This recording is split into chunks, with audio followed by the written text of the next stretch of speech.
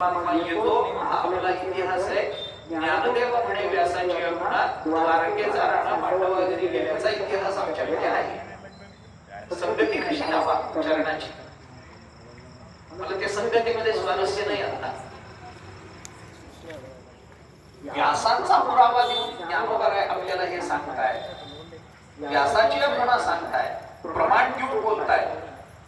व्यासोचिष्ट जगत्रय असं म्हटलं जातं, त्या व्यासांचं प्रमाण घेऊन ज्ञानोबा काय बोलताय.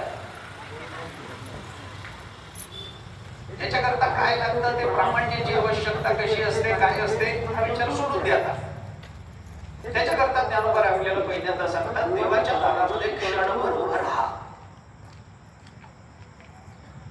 आता क्षणभर उभा राहा म्हणून सांगणारे ज्ञानेश्वर महाराज विचार करण्यासारखी गोष्ट आहे.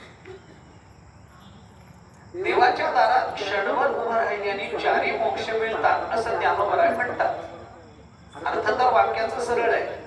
देवाची द्वारी उभा क्षणभरी तेणे मुक्ती चारी साधी, चारी मोक्ष, सलोकता, समीपता, स्वरूपता आणि सायुज्यता.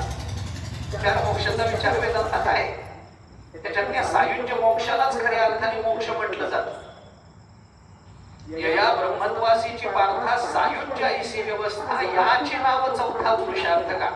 आणि ज्ञानेश्वरीमध्ये ज्ञानोबांनी हे बोलून दाखवलं. चारी मोक्ष त्याला प्राप्त होतात. भागवतामध्ये 5वा एक सार्ष्टी नावाचा मोक्ष आला. भागवतात त्याचा विचार आहे. सलोकता म्हणजे परमात्माच्या लोकामध्ये राहतो तो लोक प्राप्त होणं. समीपता म्हणजे भगवंताचं सामिप्य, जवळीकता, परमात्म्याचं जवळीक ही साधनं.